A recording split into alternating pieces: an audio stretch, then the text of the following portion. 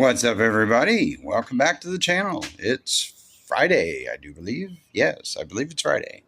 Did chemo yesterday, so I'm kind of a little out of it today. But I wanted to show you guys a little trick. I know there's 5 billion of these videos on the internet, on YouTube, in different forms, but I wanted to do just a real quick one anyway, kind of go over this. A lot of guys want to put a cage in their ride, or at least a basic, roll bar and stuff. And they don't know, they might be competent welders, but they're not good at fitting tubing. And they think it's a daunting task to get 2 tubes to mate up well enough to weld. So I'm going to show you how I do it. And I'm going to flip you around here real quick. Okay. I can't even talk today. Give me a second here. Let me flip you around. Okay, so this is a piece of EWS I picked up at Metal Supermarket the other day when I was in town. This, as you can see, is 1 5/8", 49 thousandths wall. This is what we call EWS, electronically welded seam, electrically welded, whatever you want to call it. And you can see it was a flat piece, and they just bent it and then welded the 2 pieces together, and they call this EWS. DOM is made differently. It's actually drawn over a mandrel, and it doesn't have a seam in it. But I got this piece just to play with the new TIG and mess with settings with. So this is how I've been notching cage tubes for a few years. And now keep in mind, I have not done one in, 14 years since I built my last cage. When I closed the shop, when I first got sick again in 2010, I closed the shop and sold everything off. I had 3 300 amp ESAB welders. I had all kinds of stuff, air over hydraulic, tubing bender, everything you need to build cages. So I haven't done it in a while, and I thought, well, I'm getting ready to build a cage for the 53. And so I thought, well, I'll pick up some scrap. So all I needed for this little experiment of mine is a half-round file. You can get anywhere. A Sharpie, a pair of vice grips, my tube, of course, and a $20 chop saw from Marketplace. So all I did was I hacked off the end of this and cleaned it up a little bit with the flap disc. Oh, I take that back. I did have another tool. I used my cordless with a flap disc on it just to clean up the edges a little bit on here.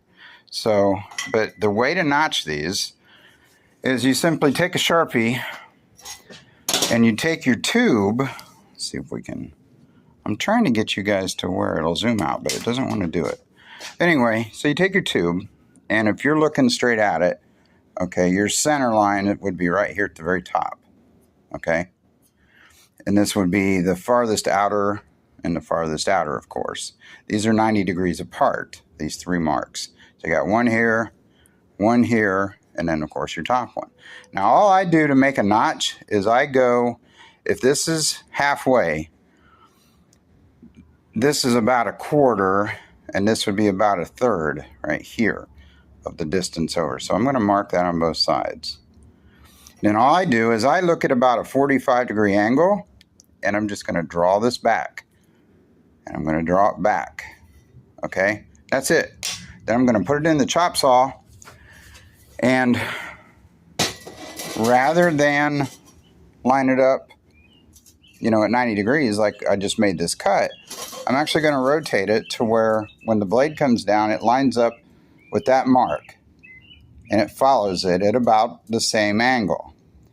What that'll do is if you do that on both sides, you end up with that. Now, I have cleaned the edges up a little bit. Gosh, I'm too close.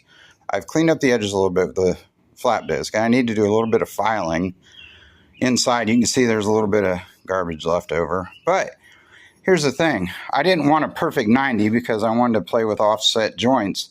But doing no more than the chop saw trick, here's how it lines up. Okay, so we look at your gap. Is that MIG weldable? I don't know if I can get it to stay. Yeah, I'd say you could MIG that. Could you TIG it? If I tune this just a little bit more, and all I would do to tune it is take a little bit out right here where my thumb is and just thin this a little bit more. Take that a little bit farther deeper and then stick it back on there, and actually almost fits better this way. But you can see my gap there and my gap here hold it again. And the biggest gap I've got is right there. Now, is that too big to put filler rod in and TIG? I would say yes. I would want a gap that's closer, and this is just me being picky. I would want a gap closer to this, where there's virtually no gap. So if I tune on this side just a little bit, gosh, I can't focus this thing.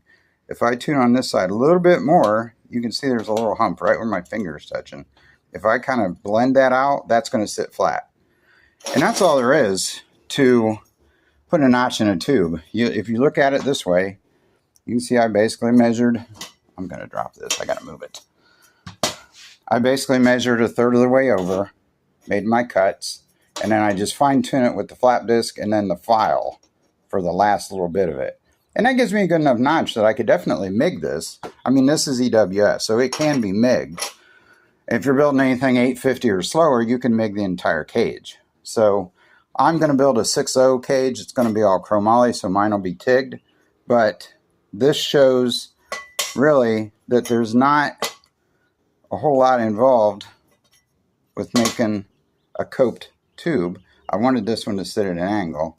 So I'm going to tune on it a little bit more with my flap disc because I want to get that gap out right there. I want it to sit, you know, like that. And then I'll get the TIG out and we'll start welding it up. And I'll show you how it turned out. But that's all there is. You need just a chop saw of some sort or some way to cut tubing. A 4-inch angle grinder with a flap disc on it to kind of fine tune the edges.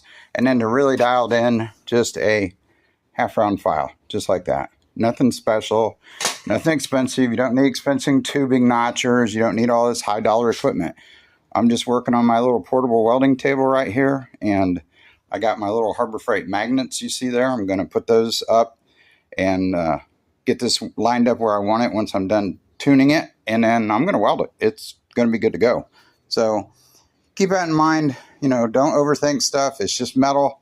And if you don't like the piece, you know, buy some scrap and then play with it and practice with it. And when you get where you're good with it, then you can go ahead and do your cage. So as long as you're good at welding and getting good penetration, that is the #1 thing you have to worry about. So and here's the disclaimer. I'm an idiot. This is how I do things, and it's not meant to be instructional or anything like that. This is just showing you how I do things personally and how I've done them in the past, and it's worked well for me. So, you know, take it with a grain of salt. You know, there's no express warranty or anything about anything that I say in these videos, but I'm trying to show you guys that you don't have to be a rocket scientist to do this stuff. So, because I'm definitely not. So anyway, it's Friday. Enjoy you guys' weekend. We're going to try and do some work. And have a good weekend, everybody. We'll see you next week.